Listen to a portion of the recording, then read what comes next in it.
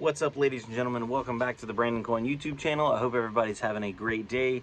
And today we're taking another look at this weirdo RTX 2070 LP, which is not for low profile. I was told it's for low power because it's definitely not a low profile card. Unfortunately, it looks like a bunch of people came looking for a low profile 2070. Regardless, everybody was wondering what was the actual power readout from the wall, because on software it said it was burning right at 70 watts. So let me flip it around, then we'll go and see what it's pulling from the wall.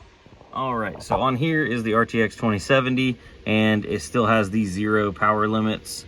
It's at 20.3 mega hash on Kawpow, has 69 watts in software.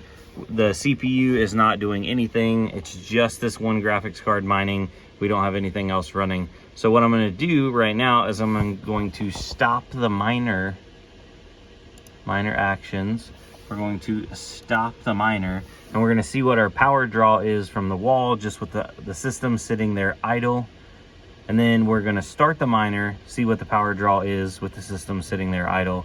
And then I want to pull the graphics card, boot the system back up, and see what it is idle with no graphics card in there. So we have 3 data points right there. So let's get a old refresh on this. And it says we're doing 32 watts and we are no longer mining. Let me turn my flashlight on so we can see it down there. All right, so we are pulling 95 watts to run this system. 96, we'll just say 97 watts right now. And if I enable the miner, I'm going to enable the miner while it's looking at it. So miner actions, start miner, and let's see what this fires up to. So live action, watch it happen. Not a whole lot going on. The only thing plugged into the system right now is a single fan RGB tower cooler.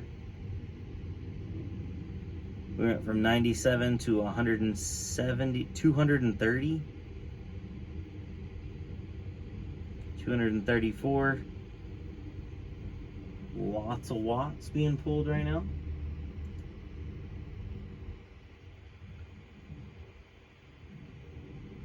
I think we've leveled off. 234 watts coming from 97. So, and this says we're doing 68. So just a little bit of calculator math here. We got 234, 234, and we're gonna take away our 97 watts. So from idle to ramped up, it's burning 137 watts on top of its idle power. That is unfortunate, to say the least. Now, our 97 watts was the system with just the card sitting in there idle. So now let me power the system down, pull the card out, fire it back up, and see what the system's burning with no card in it, just sitting there idling. All right, so the system just fired back up. We have no graphics card currently plugged into it, and I'm gonna give it a second to get booted up and level off, and then we'll see what it's pulling.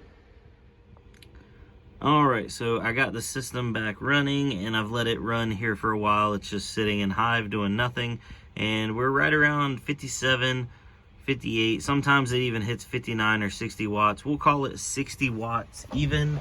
So that means from our 97 idle to 60, it's idling at 37 watts.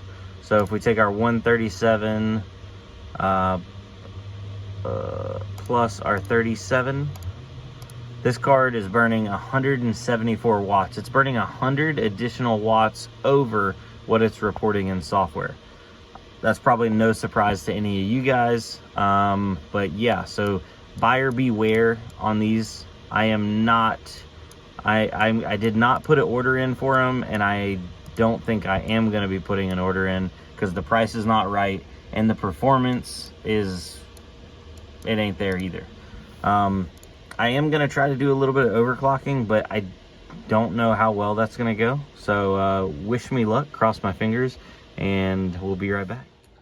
All right, so I got it down to 220 watts. So not much that I could do for pulling it back, but you'll see the hash rate also is dropping back.